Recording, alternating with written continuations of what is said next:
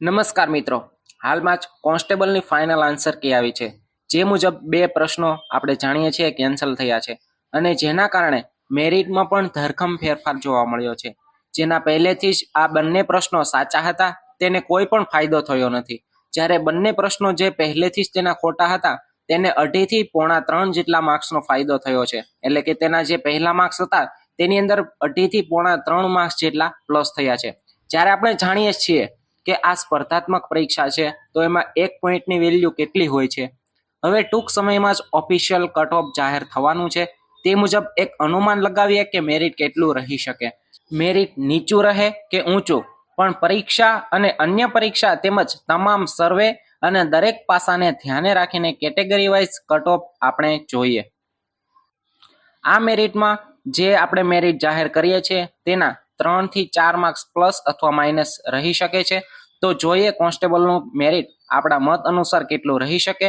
સાથે વિડીયો પણ તમને જો ઉપયોગી થતો હોય તો વિડીયોને પણ સાથે એક લાઈક કરી દેજો. તો કેટેગરી વાઇઝ સૌ પ્રથમ આપણે જનરલનું જોઈએ તો જનરલ મેલનું મેરિટ 120 પ્લસ રહી શકે છે, જ્યારે જનરલની અંદર ફિમેલનું મેરિટ આપણે જોઈએ તો 105 પ્લસ જેટલું રહી શકે. આ મેરિટની અંદર પ્લસ અથવા માઇનસ 3 થી 4 માર્ક્સ જેટલા રહી શકે, એટલે એ મુજબ આપણે જોવું. ત્યારબાદ આપણે જોઈએ ઈડબ્લ્યુએસ, તો ઈડબ્લ્યુએસમાં 117 પ્લસ જોઈએ આપણે મેલની અંદર. ત્યારબાદ ફિમેલની ઈડબ્લ્યુએસમાં વાત કરીએ તો 105 માર્ક્સ પ્લસ રહી શકે છે. ત્યારબાદ વાત કરીએ આપણે એસીબીસીની એટલે કે ઓબીસીની, તો ઓબીસીની અંદર મેલનું 110 થી લઈ અને 115 જેટલું મેરિટ રહી શકવાના પૂરેપૂરા ચાન્સ છે, જ્યારે ઓબીસીની અંદર ફિમેલની વાત કરીએ તો 100 માર્ક્સ જેટલું તેનું મેરિટ રહી શકે. તેની અંદર પ્લસ માઇનસ 3-4 માર્ક્સ આપણે ગણી લેવાના. ત્યારબાદ વાત કરીએ આપણે એસસીની, તો એસસીની અંદર પણ આ મુજબ જ સેમ મેરિટ રહેશે.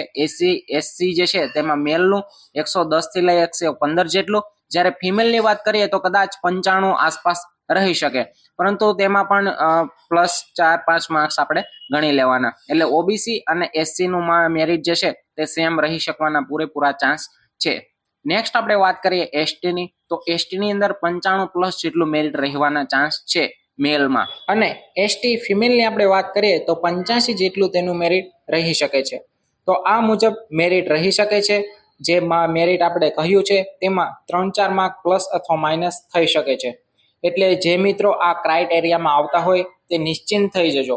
પરંતુ સાથે સાથે ફાઇનલ જે મેરિટ આવવાનું છે, જે કટ ઓફ આવવાનું છે, જે રિઝલ્ટ આવવાનું છે તેની રાહ જોવા કરતા આગળની અન્ય પરીક્ષાની તૈયારી ચાલુ રાખવી, જેથી આપણો પ્લાન બી જે છે તે આપણી પાસે રહી શકે. કારણ કે જે મહેનત કરવાની હતી કરી લીધી, જે એક્ઝામ આપવાની હતી આપી દીધી, જે રિઝલ્ટ આવવાનું છે એ જ આવવાનું છે. એટલે જે રાહ જોઈએ છે તેના કરતાં કોઈ બીજી એક્ઝામની આપણે તૈયારી કરતા હોય તો તૈયારી આપણે ચાલુ રાખી. અને સાથે સાથે ડરવાની પણ જરૂર નથી. મેરિટ બહુ ઊંચું નહીં જાય અને આપણે મહેનત કરી છે તો એ મુજબ ચોક્કસ આપણને પરિણામ મળશે જ. બસ હવે જે પરિણામ આવે તે બધું જ ભગવાન ઉપર છોડી દો. તો આગળ હવે આપણે કોન્સ્ટેબલના ડીવી માટેના જે ડોક્યુમેન્ટ જરૂરી હોય છે તેના માટેનો વિડીયો સાથે આપણે મળીશું કે કયા કયા ડોક્યુમેન્ટ આપણે જોઈશે તેની અંદર. તો આગળ ડોક્યુમેન્ટ એટલે કે ડીવી માટે કયા કયા ડોક્યુમેન્ટ જરૂર પડશે તેના વિડીયો સાથે આપણે મળીશું.